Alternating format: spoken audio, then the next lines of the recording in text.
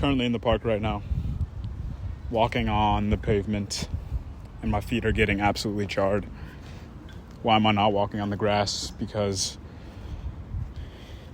there's geese dung on every square footage of the grass, so I'd rather not step in it if I can help it. And yeah, I was thinking I'm gonna go back to the more nonchalant type videos that I made months ago. Just because the last video that I made with like the edits and the music was a long and arduous editing process that honestly wasn't really worth the effort that I put into it. Not that I didn't enjoy it, or that I didn't enjoy the outcome of the video. It's just, I don't know, for what I'm trying to do, I don't think I need to be doing all the music and the jump cuts and whatnot. Especially for YouTube, you know. Stick to the long form unedited content for YouTube. But as this week has gone on, I've sort of come back to this idea that I had thought about in the past, almost a year ago at this point, a bit more than a year ago. It was June of 2023 that I had sort of had this realization that, like, success in a general sense is all about focus and awareness. The awareness has sort of been tacked on. Like my realization that awareness is important has sort of been tacked on recently, but I think focusing on the correct things is like where it's all at, right? Because my friend asked me a question a couple of years ago, related to exercise and like why I exercise, and I have a video about why I exercise, but he asked me, when you work out, are you running away from the negatives of like bad health, like not looking aesthetic, I guess, I don't know, just being out of shape, or are you running towards the positive of being in good shape or looking aesthetic, or all the positive attributes that you could attribute to working out? And I didn't really have an answer for him when he asked me that question. And it seems like it's an unimportant question to ask, or an unimportant way to see the world, you know, like whether you're running away from the negative or running towards the positive. But I think that has honestly been the crux of most of my vices in life, right? Like when I'm struggling with lust, when I've been struggling with lust in the past,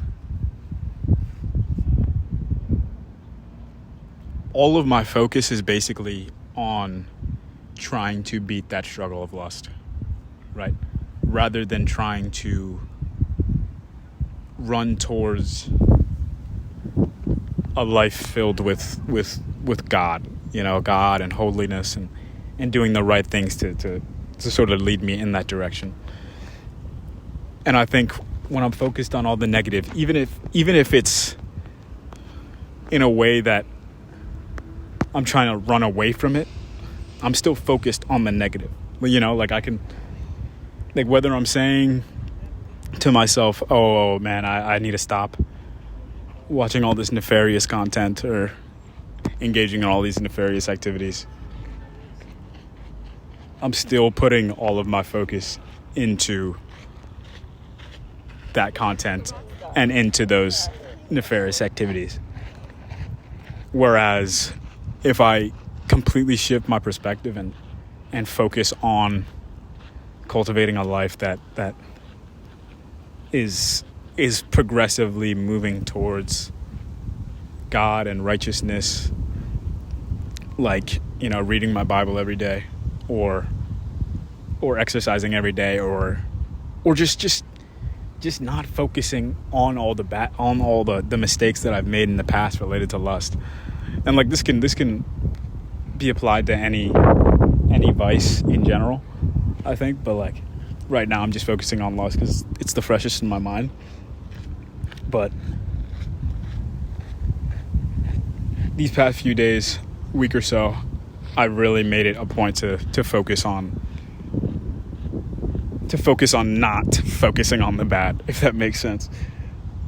I've made it a point to focus on reading my Bible every morning, and whenever like a lustful thought comes to mind, or a memory of a nefarious activity I engaged in the past.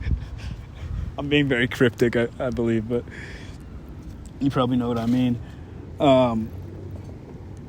Typically I'd sort of go down this rabbit hole of like, oh man, like I did this, that, and the third, and like that was such a shitty thing to do. Like I gotta not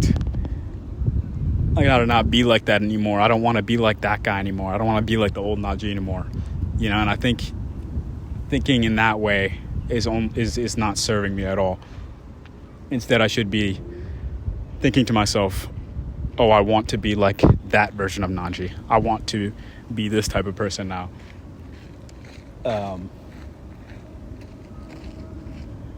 Yeah, just some food for thought of like, are you running away from the negative or running towards the positive?